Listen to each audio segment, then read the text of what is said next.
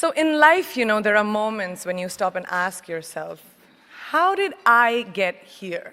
Like, why am I standing here? Well, this is definitely one of those moments for me. And I find myself going back to the beginning, back to my roots. I was born to incredible parents, amazing parents who served as doctors in the Indian Army. I was the firstborn, and as far back as I can remember, I made my parents very proud and happy 99% of the time. Okay, slight exaggerations of personal achievements are allowed from time to time, don't you think? My brother was born a few years later, and even then, nothing changed for me. We were both given equal opportunities, and I want to emphasize this. I want to really emphasize this for you because I don't think a lot of people might understand that being equal might seem very normal. But where I come from, India, and a lot of developing countries around the world, more often than not, this is an exception. It's actually a privilege. My first experience of the glaring disparity between boys and girls came at a very, very young age. I grew up in a middle-class family with extremely philanthropic parents who constantly reminded me and my brother how lucky we were and how giving back to those who were less fortunate was not a choice. It was a way of life. Simple. I was 7 or 8 years old when my parents started taking me on these visits in a traveling clinic to developing communities around and villages around the city that we lived in called Bareilly. We were packed into this ambulance, and my parents would provide free medical care to people who couldn't afford it. My job at the age of 8 was assistant pharmacist. So I would count all the medicines, put them in an envelope, and give it out to patients. And I really took my job very seriously, very seriously. But the more I went on these expeditions, the more I began to notice the simplest things that distinguished a boy from a girl or a man from a woman. For example, girls were pulled out of school when they hit puberty because they were considered ready for marriage and babies.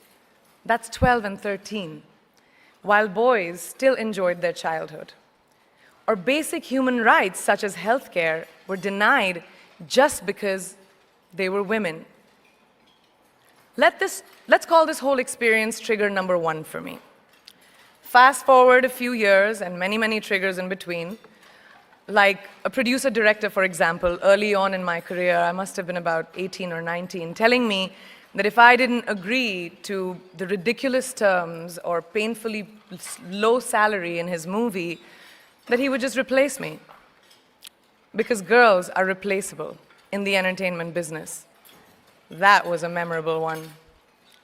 Made me decide to make myself irreplaceable. But I think what really moved the needle for me and ultimately led me to create the Priyanka Chopra Foundation for Health and Education, and around the same time partner with UNICEF, was an encounter with my housekeeper's daughter.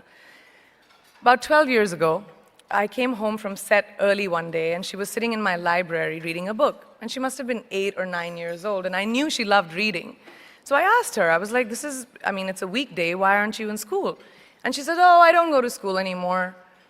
So I went and asked her mother, and I said, why isn't she in school? And her mom said that her family couldn't afford to send her and her brothers to school, so they chose the boys. The reason, she would eventually get married, and it would be a waste of money. I was completely blown, and it shook me to my core. Eventually, I decided to cover the cost of her education so that she could continue to learn, because education is a basic human right.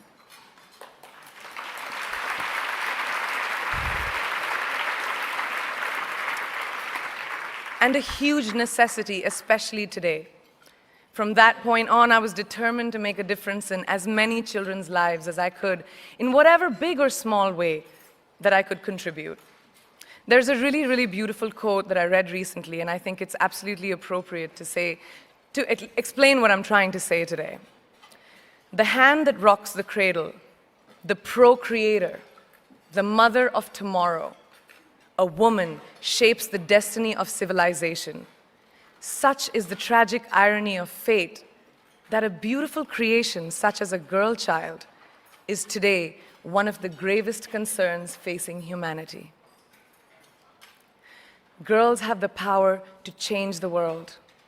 It is a fact, and yet today, girls are more likely than boys never to set foot in a classroom, despite of all the efforts and progress made over the last 2 decades. I'm just gonna give you a stat, more than 15 million girls of primary school age will never learn how to read or write, compared to 10 million boys. Primary school, it's the beginning of our future. Over the last 11 years, I have witnessed firsthand the incredible work that UNICEF does for children around the world, especially victims and survivors of child marriage, displacement, war, sexual violence. But there is still so much work to do.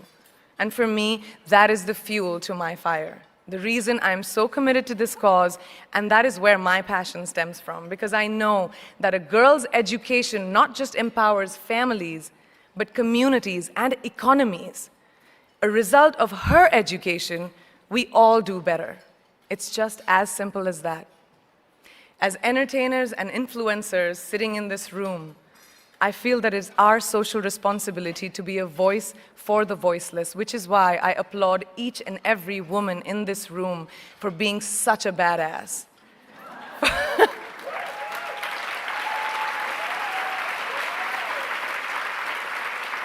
For using your platform and your voice to contribute to change, and for ensuring that there is not even one lost generation as long as we are alive. I'd like to thank Variety and all of you for encouraging me and all of us in this room to keep going and fighting on. Thank you so much.